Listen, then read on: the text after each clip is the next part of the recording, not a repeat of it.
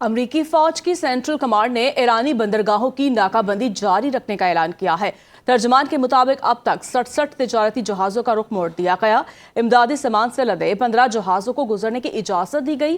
ناکہ بندی کی خلاف ورزی پر 4 جہازوں کو نکارہ بنا دیا گیا۔ رواں ہفتے کے آغاز میں مزید 2 تجارتی جہازوں کو ریڈیو وارننگ اور چھوٹے ہتھیاروں کی فائرنگ کے بعد واپس موڑ دیا گیا۔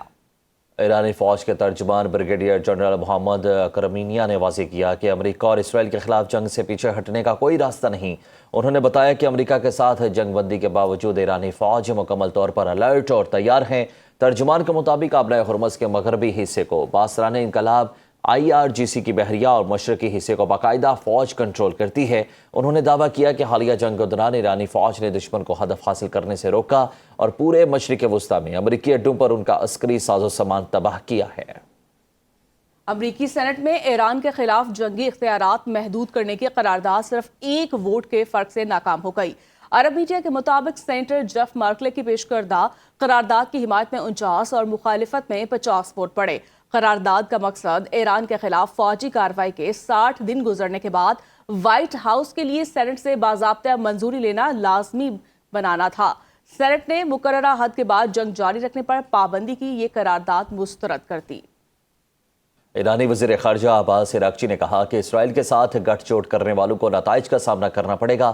انہوں نے ایکس پر بیان میں کہا کہ نیتن یاہو نے اب کھلے عام وہ بات ظاہر کر دی جو ایران کے سیکیورٹی ادارے بہت پہلے ایرانی قیادت تک پہنچا چکے تھے۔ عباس عراقچی نے کہا کہ ایران کے عظیم عوام سے دشمنی مول لینا ایک احمقانہ جوا ہے اور اس مقصد کے لیے اسرائیل سے گٹھ چوٹ کرنا ناقابل معافی عمل ہے۔ اسرائیل کے ساتھ مل کر تقسیم کے بیج بونے والوں کا احتساب ضرور کیا جائے گا۔ ایسے میں متحدہ عرب امارات نے نیتن یاہو کے مبینہ دورہ امارات سے متعلق خبروں کو مسترد کرتے ہوئے مکمل طور پر بے بنیاد قرار دے دیا۔ اماراتی سرکاری خبر ایجنسی کے مطابق اسرائیلی پرائم منسٹر نے امارات کا کوئی دورہ کیا، نہ ہی کسی اسرائیلی فوجی وفد کو اماراتی سرزمین پر خوش آمدید کہا گیا۔ اماراتی حکام نے واضح کیا اسرائیل کے ساتھ تعلقات کھلے اور عوامی نوعیت کے ہیں جو معروف ابراہم معاہدے کے تحت قائم کیے گئے اور ان کی بنیاد کسی خفیہ یا پس پردہ انتظامات پر نہیں۔ کسی بھی غیر اعلانیہ ملاقات یا خفیہ رابطے سے متعلق خبریں اس وقت تک بے بنیاد سمجھی جائیں گی جب تک متحدہ عرب امارات کے متعلقہ سرکاری ادارے خود اس کی تصدیق نہ کریں۔ امارات نے میڈیا پر بھی زور دیا کہ غیر مصدقہ معلومات نشر کرنے سے گریز کیا جائے اور سیاسی تاثر پیدا کرنے کے لیے بے بنیاد دعووں کو ہوا نہ دی جائے۔ متحدہ عرب امارات کے صدر نے کہا ہے کہ متحدہ عرب امارات خطے میں بڑھتی ہوئی کشیدگی کے باوجود سیاسی حل اور سفارتکاری کے راستے پر قائم ہے۔ ملک اپنی خود مختاری کے دفاع کا حق بھی محفوظ رکھتا ہے۔